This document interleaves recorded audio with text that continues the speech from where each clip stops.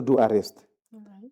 We do arrest, and we take the person to appear for trial, and then everybody, when you find somebody, is always an accused, is not guilty before it's described by a prosecutor or by legal law or a judge. Yes.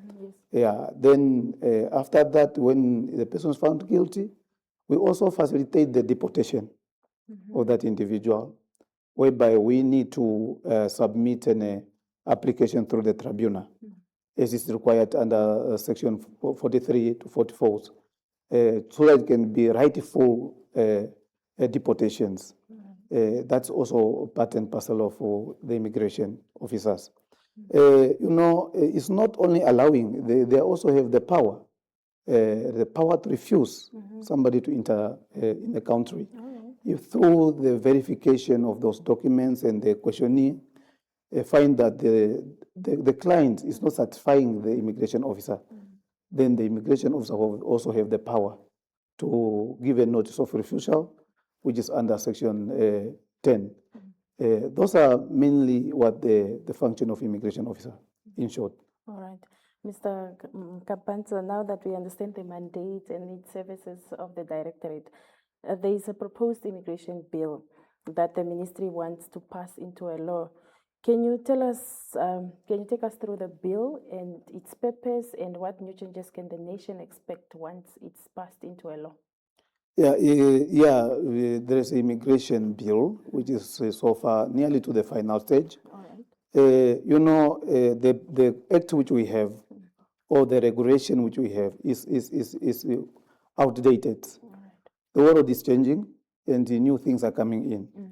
Therefore, under this new bill, the purpose is to replace the two acts or the two law which we are so far facilitating, which is the Immigration Control Act 7 of 1993, as well as a Departure from Namibia Regulation Act 34 of 1955. Based on that, they see to it that there is a need for us to improve our law so that it can cater the new function or the new role or the new system which is coming in the country. We are also, we are as a country within SADC, we also need to learn from others, which is not in our law. Then we bring it into our law, so that can be also easier up of the stay of people, or also easier up of people not to be arrested, but there is another option of it. In the new law, there is other few things which I can mention. We have a domicile, which is previously when somebody married to a Namibian, they were given a domicile or a certificate of identity, which was just valid for 2 years. But in the new law, they suggest to be 5 years. Oh, okay. You see, that's a new changes. It's a good change. Yeah, and in the old law, we don't have a fine. But in the new law, we are bringing a spot fine. If you find this person is suspected to be illegal in the country, instead of taking this person to court and go through the long process, you can give the person automatically a fine on the spot, which is spot fine.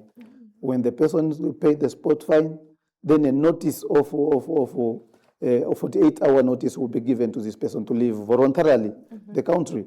Those are some of the changes which is coming. And on the old law, on the Immigration Control Act of 1993, Act 7, there is no privilege of domestic workers or farm workers. But in reality, these people, they are within us. People, they are coming in just to search for this small job, but they are not accommodated on the old act. Therefore, in the new act, they are trying to bring them in, so that could be maybe temporarily on a few period. The minister can declare it and they allow them to come in, and then they were given those temporary permits. This is what the government is looking into. They are looking into the situation which is within us and try to regulate it in the best way they can. Indeed, the government is working. Now, just maybe to touch a bit on the fine that you have mentioned, will it be issued by the immigration officers, or is that the police? Maybe just to make it a bit clear. No, they will be issued by immigration officers. They are the they are the custodian of immigration law. Yeah. They are the one who will lead to that permit. I mean the fine. Yeah. Now, going back to the bill, once it's passed into a law, will the current Immigration Act, that one of 1995 that you're saying, still be implemented by the ministry, or we completely migrate to the new law? Yeah, no, if this comes to pass, remember it's a replacement. Yes. The old two laws is joined in this immigration bill. Then when it comes to pass, the Immigration Act of 1993 and the departure from Namibia Regulation Act of 34, 1955, they will no longer exist now. They will be replaced by this new law, because whatever it is on those two laws will be combined in this new law which is coming in. All right. Now, dear viewers, if you've just joined us, you are watching the Kavango West Regional Government Information Center session, where we are discussing about the immigration services and requirements, as well as the proposed immigration control bill. Now, coming back to you, Mr. Kampatsa, you control movement of people in and out of Namibia. Now, looking at Kavango West bordering Angola, what procedures are they to be followed when using the borders to enter and exit Namibia? Thank you very much. A law does not change based on the side where you are. It's still the same. The movement of people is regulated under Immigration Control Act. And Section 6 of Immigration Control Act, 6, 7, 8 up to 9, it gives the guidance lines and the requirements. For you to exit or to come in Namibia, you are required to have a passport. And when you have your passport, you are required to report yourself to the immigration officer at the point of entry or at the point of exit. Then you need to go through questionnaire. You need to complete a form. Either if you are departing, there's a departures and arrival form. And then you complete. If you are arriving, you apply on the arrival. When departure, you are applying on departures. Where you indicate, where you put your details, your ID card, your ID, everything of you. We need to know who is this person we are dealing with. And we need to make sure that the passport which you are using is a genuine document, it's not the fake one. And secondly, we need to screen who is this person and what is the intention for this person to be in Namibia. There are some questions which you need to apply or to ask you so that you can answer. You need to certify the immigration officer that no, indeed, this person came to visit. And then if the immigration officer is satisfied, then the endorsement comes in as it is regulated under Section 9 of Immigration Control Act, so that you will be given now a visa entry permit. Or if the person is required to have a visa, then you might apply. If you did not apply a visa before, you might apply a visa on arrival, which can also allow you to go in Namibia. And you pay for it. After paying for it, then it can be endorsed. The law is the same. You need just to follow that channel until approval is granted to you. Indeed, and as we are indicated already that we are bordering Angola, we have an agreement with Angola whereby there's a document we call a border pass. This border pass is a document used only for border residents.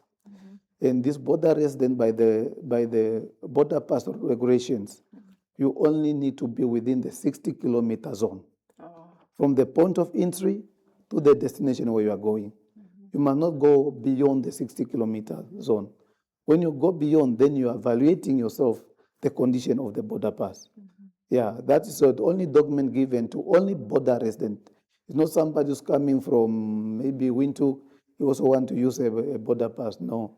Unless that person will need to apply. If he does not have a passport, you need to apply for emergency traveling documents. There's emergency traveling document which you can apply with the same day and it can be issued on the same days, which is just in a cost of $300 on that. Yeah, that's the right procedure which you need to go through. And that must be done at a gazetted point of entry. All right. Indeed, the law is the same and it should be done the right way, like what you said. Maybe just out of curiosity, What time of the year does our borders get busy, especially around the Kavango, West Angola, and Namibia entry and exit points, and why? Thank you, my sister. Most of the time is we pick up December. December, you see the movement is very high. The reason behind it is that during that period, people at some company, they are closing, school is closed, people, they are going to visit other family members on the other side. And it's vis-a-vis the other side also, they are coming to Namibia to visit their family members. And some of them, they are on a leave. They need to go and at least get some leisure time for themselves somewhere where they feel that's comfortable. And that's why in December, the movement has become more. And this is vis-a-vis on January also. They are returning. Those foreign students, those who were on contract in Namibia, those who went to visit or do their whatever reason they went out for, time has come for them to come back. That's why the flow of people in January and the flow of people in December become high because of that kind of reasons. All right.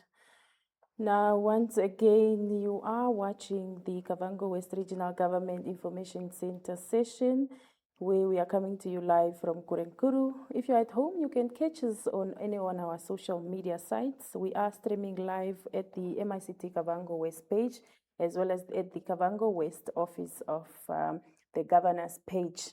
Now, coming back to you, we have so many ungazetted points that you've mentioned earlier, that people must use gazetted points between the two countries here in the region. What are the consequences when someone is caught using ungazetted crossing points? Yeah, thank you. We need to separate into two. There is the other ungazetted point of entry or point of exit, but it's facilitated by Namibian police border guard. Then their movement is regulated by them. If they are coming in, they need to go through the police. They need to be registered. And those who are doing so, they must be those who are within that area. If you are entering it, maybe, for example, Rupara, you go through the police, they will register. You must be within Rupara. And you do whatever you are doing. Maybe you came for hospital or you came for shopping. And then when you go back, you go through the same channel, meaning you need to report yourself to the police officers. They need to record you before you go back to your country of origin. And there are those also ungazetted point of entry, whereby it's not regulated, is not recognized, but just, as African, we sometimes take risky. You just take your canoe and you cross to Angola, you cross to Namibia. Your movement is unlawfully. If you have been found in a country and your movement was not regulated, therefore you violated the law. When you violated the law, there's consequences which need to be followed. That's why under Section 42, if you are not arrested, you will be arrested, and you will be taken to trial for the violation which you have done. That's why we are discouraging our publics or our community members not to do or not to cross at ungazetted point of entry or at a point of entry where there is no police officers. You are required to go through lawfully, because anything can happen. If you are not caught in Namibia, you might be caught in another country, because the law is the same. They are also having the rules and regulations which need to be followed, and you need to maintain yourself within that flame of law. That's why if you are caught, at least really the law it will apply to you as it is. All right.